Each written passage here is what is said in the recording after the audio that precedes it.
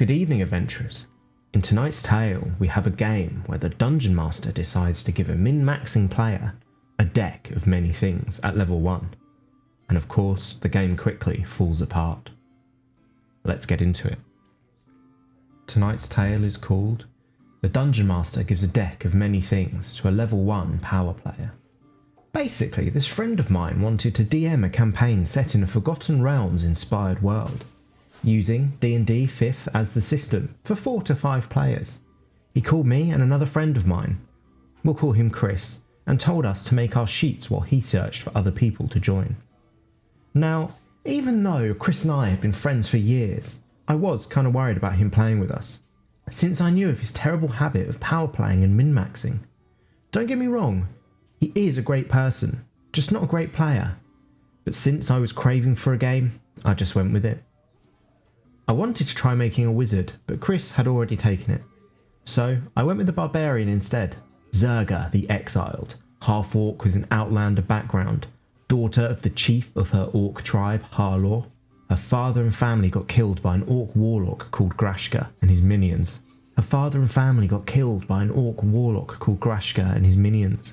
And now, Zerga wants to become stronger, hire mercenaries and reclaim her tribe. Even though I was not expecting to play a barbarian, I quite liked the character. She even had a mastiff pet named Krog, which she found in a ditch as a puppy. Chris made a noble high elf wizard named Elthor, who had not only copious amounts of gold, but homebrewed his background feature, servant, into a slave. Thing is, he apparently was trying to free this slave, which had been captured and taken to the capital, so he went on a quest to save him. He rebelled against his noble family and travelled looking for people able to help him in his quest, offering gold for help. At first I was surprised at this character, as he normally keeps them simple, only driven by the lust for power and knowledge, no matter what. So when I saw this fleshed out idea, I had a bit of a hope that he might just play this game like a normal human being, instead of exploiting every single facet of his character. Honestly, I was kind of excited to see how our characters would interact. Oh boy, was I in for a ride. Our DM made us roll for trinkets according to our backstory and background. A low number would mean a fluff item, whilst a high number would mean a magical one. At first I was worried this could break the game, but I just shrugged it off. I got 2 fluff items, and Chris rolled high, getting a magical item. The DM said that since he came from a noble wizard family, his magical items were even more powerful than normal. He then rolled for 5 items Chris could choose 2 from. Yes, 2 high-level magical items at level 1, which Chris chose a golem construction manual and a deck of many things. This was the point I knew every possibility of this game being a normal game was dead, and Chris's self-control, patience, role-playing and decency was dead with it. But I had hope. Hope that maybe the Dungeon Master chooses the deck's cards carefully, so that the game wouldn't be too affected by it. So he continued. The DM wanted to wait until he had at least 4 players to start, but Chris wanted to make our introductions first, and after insisting for half an hour, the DM relented. Basically, I lived in a secluded village near the kingdom's border, selling small game pelts and meat, fish, herbs, helping in physical tasks, and so on. Chris got to the town to hide for a while, and we meet in a tavern. Seeing as I was the strongest in the village, he offered gold for my services, and maybe he would help me in reclaiming my tribe. His character was okay, not anything super and all, but it seemed like it would be fine. After a while, he drew his first card from the deck, Ruin, which made him lose every non-magical item he had. I thought this was the DM's doing, maybe to balance his character and all. But no, it was random. He then drew another card, Comet, which made him level up 1 level instantly with the next monster he killed. He then started searching for a monster with detect magic and found an invisible quasit near the woods. He somehow held it with mage hand and hit it with magical missiles, but did not kill it. The quasit escaped from his grip, became a centipede and hid underground. Without a weapon, Chris couldn't hit it, so he tried to jump on top of it to drive it out. But not only did he miss, the quasit attacked him, dealing 7 damage, Chris's total HP, and poisoning him.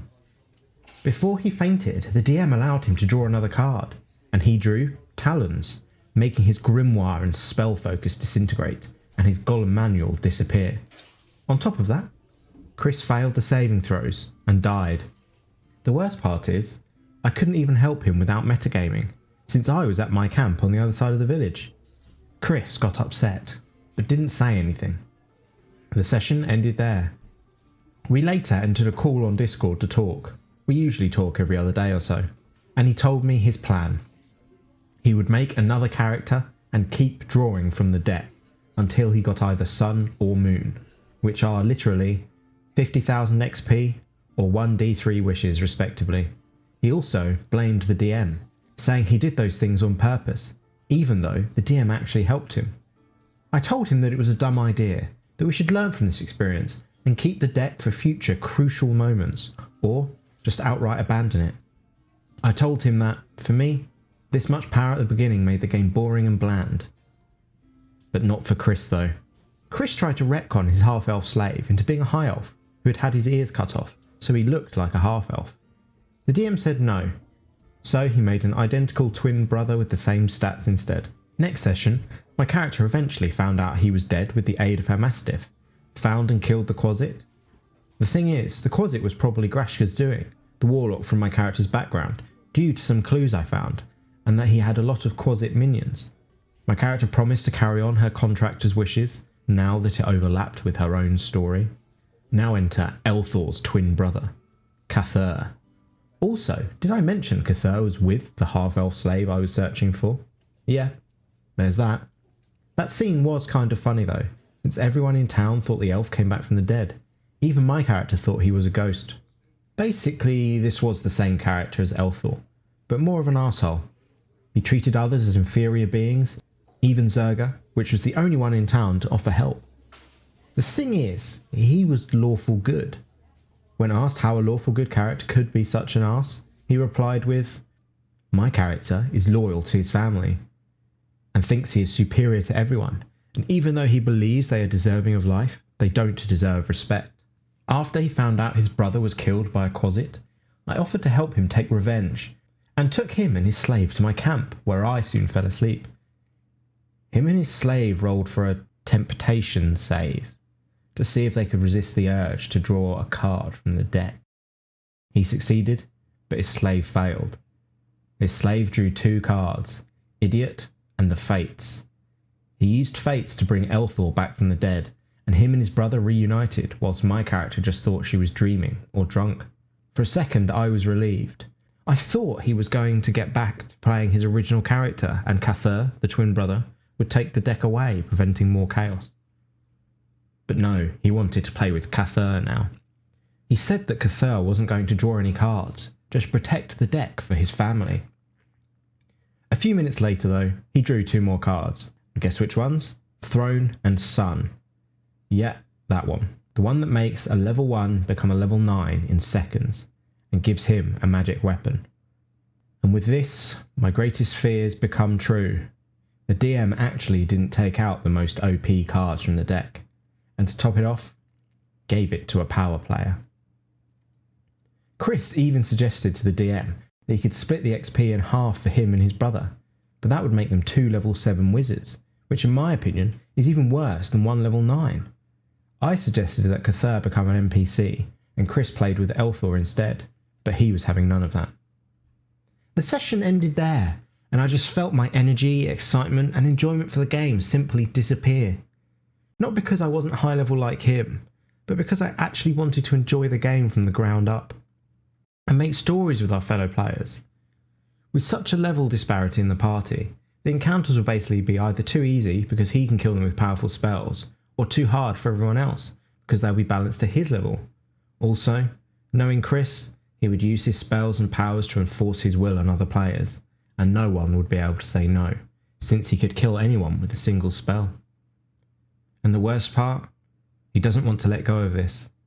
I said that the game didn't even start. This was supposed to just introduce us, but he didn't listen to me. He told me in private that if the DM doesn't let him play with at least level 5, he will quit and try to convince other potential players not to enter the campaign. I spoke with the DM and told him how I didn't even feel like playing anymore, because this was feeling more like a power fantasy game than a good role-playing campaign. He told me to chill. He would talk with Chris and convince him to either play as a 3rd level or make a new character, and if he doesn't accept, he will kick him or kill his character. He even told me that if he doesn't comply to give up on his power, we will search for new players to join the game, players Chris can't influence. And that was basically it. The story of how my friend became level 9 in 2 sessions. Honestly, I don't even know what I should do or how I should feel. Even though Chris had exploited his characters before, this was the first time I saw him actively trying to ruin a game, and even threatening to discourage others to join. But I have to admit, the DM also contributed to this, giving these insane magic items right at the beginning. I will probably just quit if his character stays high level, but I hope this doesn't affect our relationship. I see it as just a game, no need to be angry in real life because of that. I hope Chris looks at it the same way I do. And there we have it. Whilst I have no issue with a player min-maxing their character, I think I'd certainly draw the line at prioritising the min-maxing over roleplay and good reasoning for your character's choices. The story doesn't say, but I'd be willing to guess that the DM is either a first time or a very new DM, judging by their choices along the story. Whilst I don't think this is a majorly bad horror story, it does well to highlight a few mistakes that could easily be rectified.